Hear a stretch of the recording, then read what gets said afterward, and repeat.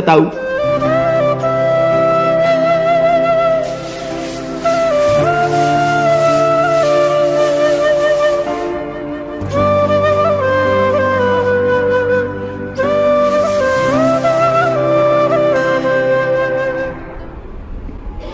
Bagaimana kita bisa membedakan musibah, cobaan, bencana, atau azab? Seperti ujian dosen. Misalnya virus corona yang sedang merebak sehingga dampaknya pada kaum muslimin, khususnya muslimin di Indonesia yang tidak dapat melaksanakan ibadah umroh. Pertanyaan dari Bapak Ridwan Ahmad Faizin Emrian Abidin, Bandung. Ternyata ini pertanyaan kolektif. Misalnya saya demam, dari mana saya bisa membedakan demam saya itu menghapus dosa, atau demam laknat, atau demam ujian iman, atau demam itu dari mana saya bisa tahu? Oh, kalau demamnya cuman 36 derajat Celcius itu menghapus dosa. Kalau 40 derajat itu laknat. Kalau 100 derajat kebakaran. Di mana kita bisa tahu? Tidak ada yang bisa membedakannya kecuali introspeksi diri. Satu, la yusibul mu'min min nasabin wala wasabin wala saqamin wala syaukin yastakuha. Kalau ada orang yang kena susah hati, gundah gulana, sakit, duri menusuk tapak kaki, keluar dari rumah lupa pakai sendal, melangkah, duri menusuk tapak kaki, illa kafarallahu anhu biha sayyi'atuh, maka dengan itu sebenarnya Allah ingin membersihkannya dari dosa. Makanya kita selalu husnuzan. Ana, dalam hadis kursi apa kata Allah? Ana inda husni zanni abdi bi, aku menurut prasangka hambaku kepadaku. Maka kalau kita kena penyakit, yang pertama husnuzan pada Allah, bahwa sebenarnya Allah ingin membersihkan kita dari dosa. Yang kedua, saya nggak ada dosa Pak Ustaz. Apa dosa saya? Saya nggak pernah minum khamar, saya nggak pernah sabu-sabu, saya nggak pernah berzina, saya nggak pernah pakai narkoba. Dosamu adalah ketika kau merasa bahwa kau tidak berdosa. Itulah dosa. Dosamu adalah ketika engkau sehat tapi tak kau pakai mensyukuri nikmat Allah. Itulah dosa. Maka siapa yang berkata saya tidak pernah silap, saya tidak pernah salah, saat itu dia sedang silap dan salah. Al-insan mahallul khata' wan nisyan. Manusia tempatnya silap, lupa dan salah. Yang kedua, ketika kita sakit, sebenarnya Allah ingin mengangkat derajat kita, karena sebetulnya amal kita tidak cukup. Kita sudah ditempatkan di tempat surga Jannatul Firdaus, tapi ketika malaikat ditanya, sudah cukupkah amalnya? Belum. Beri dia ujian supaya amalnya mencukupkan dia dengan amal sabar. Ada amal yang lebih tinggi dari tahajud, lebih hebat daripada jihad. Apa dia? Innama yuwaffas sabiruna ajrahum bighairi hisab. Amal sabar, menerima musibah, tidak caci maki, sumpah serapah. Yang ketiga, bisa jadi laknat Allah. La ta'murunna bil ma'ruf, mestinya kau tolong saudaramu yang ada di Uighur, mestinya kau bantu saudaramu yang sedang teraniaya di India, tapi mulutmu diam, kau tak mau menolong. Ketika musibah dikirimkan Allah dalam bentuk bencana, ternyata yang kena bukan yang jahat-jahat saja, yang baik-baik pun ikut juga kena. Maka tidak ada cara lain kecuali mohon ampun, minta ampun, taubat nasuha kepada Allah Subhanahu wa ta'ala.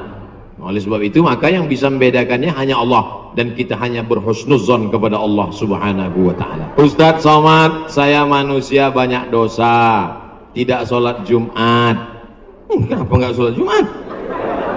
Man tarakal jumu'ata salasa marratin, siapa yang nggak sholat Jumat 3 kali berturut-turut tahawunan, bukan karena sakit, bukan karena darurat, tapi karena menyepelekan panggilan Allah, taba'allahu ala qalbi, Allah mengunci pintu hatinya. Kalau sudah hati terkunci, telinga tersumbat, mata tertutup, khatamallahu ala qulubihim wa ala sam'ihim wa ala absarihim ghishawah.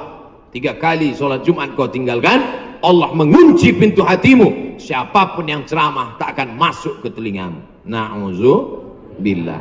Saya ingin bertobat dan sudah menjalankan taubat, maka sholat Jumatlah engkau.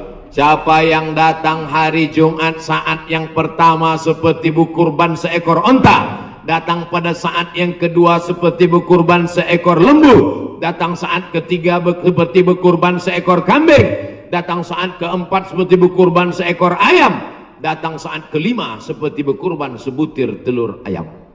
Sekarang banyak yang datang hari Jumat, jangankan telur ayam, telur puyuh pun nggak dapat. Datangnya kapan? Ketika khotib sudah naik ke atas mimbar, jamaah Jumat yang dimuliakan Allah, baru dia datang. Terlambat, udah terlambat sholat sunat lagi. Allahu Akbar. Pakai baju kaos tertulis, emang masalah buat lo.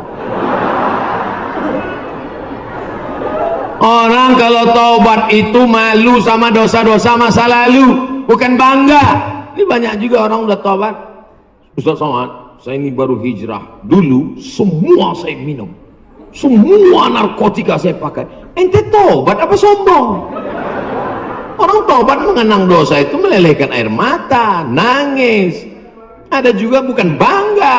Ada juga sebagian jamaah sudah taubat nangis. Ustaz, saya, kamu menyesal minjam uang. La ilah. Kenapa hati ini masih keras Ustaz? Belum bisa nangis di saat tahajud Ustaz. Datang seorang bertanya kepada Nabi an qaswatil qalbi, hatinya keras. Apa kata Nabi? At'imil masakin wamsah ra'sal yatim. Kalau mau melembutkan hati, kasih makan fakir miskin, usap kepala anak yatim. Siap? Ngaji jangan ditunda-tunda. Pulang dari sini langsung mampir ke rumah makan, beli nasi bungkus, bawa ke panti jompo. Anak mereka sudah meninggal, hidup sebatang kara, belikan kain sarung, langsung datang. Assalamualaikum Bapak Ketua Panti Jompo. Waalaikumsalam. Berapa semua orang jompo di sini? Ada 100 orang. Saya mau makan siang sama mereka. Semuanya 2 orang aja. Kebetulan bawa nasinya cuma 2 kan. Melihat mereka nanti menyuap, menggeletar tangannya memasukkan nasi yang kau masukkan, maka disitulah hatimu akan lunak. Pergi ke rumah anak yatim, tanya anak yatim sudah berapa bulan gak bayar uang sekolah. Lihat bajunya, dijahit sobek, dijahit sobek, rupanya kain sudah lapuk. Kain kelas 1 dipakai kelas 6. Belikan bajunya, senangkan hatinya. Nabi yang mengasih resep ini, an qaswatil qalbi. Azab yang paling hebat bukan miskin, azab yang paling dahsyat bukan susah. Azab di atas azab adalah hati yang keras. Wa inna minal hijarati lama yatafajjaru minhul alhar. Ada batu keras tapi masih bisa mengalirkan air. Wa inna minha lama yahbitu min khasyatillah. Ada batu yang keras tapi hancur berkeping ketika takut kepada Allah. Di atas bukit Tursina, saya ketika naik ke atas bukit Tursina di Mesir, tempat Nabi Musa menerima wahyu, itu nampak batu-batu hancur. Kata imam masjid yang ada di atas, inilah batu yang hancur saat takut kepada Allah SWT. Tapi kalau sudah hati menjadi keras, maka tak akan meleleh apa-apa. Kalau ada orang tidak meleleh apa-apa, pelit, medit, bakhil, itu salah satu ciri hati yang keras. Lunakkan hati dengan banyak bersedekah. Saya kalau ikut pengajian, telinga saya tahan. Kalau ikut sholat malam, mata saya tahan. Kalau datang ke masjid, kaki saya tahan. Tapi kalau sudah keluar duit, dompet saya nggak tahan. Banyak orang ketika keluar, alhamdulillah masjid ini adalah wakaf orang-orang baik di Panyawangan, di Jawa Barat. Ternyata orang-orang Sunda, orang-orang Jawa Barat ini berwakafnya tidak tanggung-tanggung, langsung satu masjid. Mudah-mudahan akan banyak wakaf-wakaf yang lain insyaallah. Amin. Sekarang banyak juga orang berwakaf. Ustaz Somad, itu tanah saya wakafkan. Mantap. Begitu diurus di Badan Pertahanan Nasional, rupanya suratnya 5. Kenapa kau wakafkan tanah bermasalah? Karena bermasalah, itulah saya wakafkan Ustaz. Na'udzubillah. Kalau hatimu masih keras juga, hadirlah di tempat penguburan jenazah. Berdirilah di tepi kubur tempat jenazah. Kubur, suruh kawan satu nyenggol dari belakang. Masuk kau ke dalam, kau sambut jenazahnya, kau pegang masuk ke lubang, terasa dingin dari bawah, sadarlah bahwa kau juga akan mati masuk ke dalam. Rumahmu yang besar tinggal, istrimu akan nikah dengan brownies. Mobilmu yang mewah akan dijual, suratnya akan berganti di kantor Samsat. Tanahmu akan diganti akte notaris. Kau hanya akan membawa 2-3 helai kain kafan digulung macam dodol Garut. Apa yang kau bawa mati menghadap Allah Subhanahu wa taala? Ada orang Islam mati bawa seragam, ada. Tadi saya baru dikasih jaket kulit, sayang sekali, tapi jaket itu pun tinggal kalau kau mati, Abdul Somad. Kenapa nggak dipakai sekarang? Panas. Apa yang kau bawa mati? Kalau pernah kau usap kepala anak yatim, kalau pernah kau infak sedekah untuk masjid, itulah yang akan kekal abadi. Yang mewakafkan tanah ini sudah meninggal, tapi terang kuburnya, lapang makamnya insya Allah. Amin. Pikirkan, orang yang cerdas bukan yang IP-nya 4, orang yang cerdas bukan otaknya hebat. Al-Kayyis, orang yang cerdas, mandana nafsahu, mampu menekan hawa nafsunya, wa amila lima ba'dal maut, dia beramal berpikir setelah mati. Ini banyak orang mikirnya setelah pensiun. Saya alhamdulillah Pak Ustaz udah siap nih setelah pensiun nanti. Emangnya yakin malaikat maut datang setelah pensiun?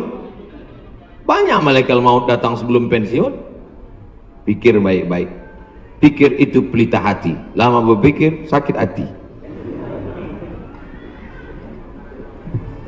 Bagaimana caranya bisa membubarkan tempat hiburan malam? Karena saya yakin di tempat seperti ini adalah pusatnya maksiat. Semua hiburan malam mesti ada izin dari Majelis Ulama Indonesia, tokoh adat, tokoh masyarakat, dan disetujui oleh Polsek. Setuju? Jadi siapa yang mau buat hiburan malam nikah anaknya, dia ngurus surat 3. Pertama, rekom dari MUI. Pak Ketua MUI Kecamatan, ya nanti malam mau pesta anak saya. Kata MUI, apa hiburannya? Ada keyboard tunggal. Lagunya apa? Ini lagunya, ini pulang-pulang berbadan 2. Jangan. Berubah sama selawat. Setelah MUI setuju, datang ke tokoh adat Sunda. Ini Pak tokoh adat. Apa lagunya? Ini lagu ya. Buat satu lagu adat. Lagu adat yang mengingatkan supaya kita tetap menjaga adat sopan santun. Oke, tambah lagu religi satu, lagu adat. Datang ke Polsek. Pak Polsek, oke, setuju. Jam 10 tutup. Bisa apa nggak bisa? Bisa. Jangan suruh saya datang ceramah ke situ. Nanti mereka sudah mabuk, baru datang saya, assalamualaikum. Ini nggak bisa. Ini amar ma'ruf nahi mungkar ini bukan cuma tugas ustadz, tapi tugas kita bersama. Di masjid ustadz menyampaikan ceramah, bapak ibu memfasilitasi, anaknya nikah, perbuatannya baik, sakral, menghalalkan yang haram, tapi dalam itu dia sudah melakukan perbuatan haram, menyediakan narkoba, menyediakan pesta sampai malam. Insya Allah kalau sepakat yang 3, polisi, tokoh agama, tokoh adat, DPR tingkat kabupaten provinsi, peraturan daerah, pesta keramaian hanya boleh sampai jam 9 malam. Lewat dari itu pengawasan polisi boleh menangkap. Bisa atau tidak bisa? Bisa. Makanya kita harus berjamaah menangkal ini semua. Insya Allah kalau sudah orang-orang masjid duduk memilih wakil-wakil rakyat yang juga peduli, maka akan terwujud negeri kita tetap menjadi baldatun thayyibatun wa rabbun ghafur. Makanya sebarkan pengajian. Siapapun ustadz yang datang ngaji. Ustadz Jujun Junaidi ngaji, Ustadz Abdul Somad ngaji, Ustadz ngaji, datang, duduk, diam, dengar. Ada snack, makan. Nggak ada, istighfar. Bagaimana cara membentengi bencana yang semakin banyak akhir-akhir ini? Itulah yang udah kuceramahkan tadi.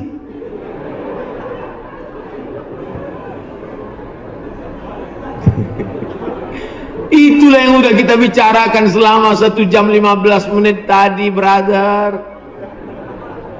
Tadi saya yakin ini pertanyaannya dibuat sebelum ceramah. Apabila kita sudah baca amalan-amalan penangkal musibah, tapi musibah masih saja terus datang, bagaimana sikap kita sebagai muslim? Man lam yardha bi qada'i, siapa yang tidak ridha menerima takdirku, walam yasbir bi balai, siapa yang tidak sabar menerima ujianku, falyatlub rabban siwaya, carilah Tuhan selain aku. Ada Tuhan selain Allah? La ilaha illallah. Maka kita tidak ada cara lain kecuali ridha, ikhlas, terima ketetapan Allah. Makanya ketika bangun pagi apa doanya? Raditu billahi rabba, aku ridha menerima Allah sebagai Rabb. Apapun yang kau beri aku terima ya Allah. Wabil islami dina, aku ridha Islam sebagai agamaku, apapun perintah dan larangan Islam ku amalkan. Wabi Muhammadin nabiyya wa rasula, aku ridha Muhammad sebagai rasulku, maka kita ikut sunnah Rasulullah Muhammad sallallahu alaihi wasallam. Terjadi juga ridha. Tapi kalau terjadi karena kurang usaha, hukum sebab akibat. Sudah disimpan uang di dalam dompet, dompetnya dikunci, dompetnya dalam laci, lacinya dikunci, lacinya dalam lemari, lemarinya dikunci, lemarinya dalam kamar, kamarnya dikunci, kamarnya dalam rumah, rumahnya dikunci, rumahnya dalam komplek, kompleknya dikunci, hilang juga. Terus mau ngamuk. Tidak ada cara lain kecuali ridha kepada Allah. Tapi kalau punya sepeda motor nggak dikunci, malah berhenti, mesinnya hidup, kuncinya diletakkan, terus sibuk beli ngobrol, beli kangkung 2 ikat, ngobrolnya 2 jam. Ketika dilihat hilang. Terus ketika hilang suaminya nanya, mana motor kita? Ridho mas. Itu bukan ridho, goblok. Mohon maaf saya keceblosan. Oleh sebab itu maka tetap ada Ahlus Sunnah wal Jamaah mengajarkan kita ada namanya al-kasbu wal ikhtiar. Bahasa kitanya namanya usaha. Kalau pemerintah menyuruh pakai masker, usaha. Jangan tidak ikut. Suruh cuci tangan sering. Sebetulnya kita nggak perlu belajar masalah cuci tangan. Ada nggak ada virus kita tetap cuci tangan, betul?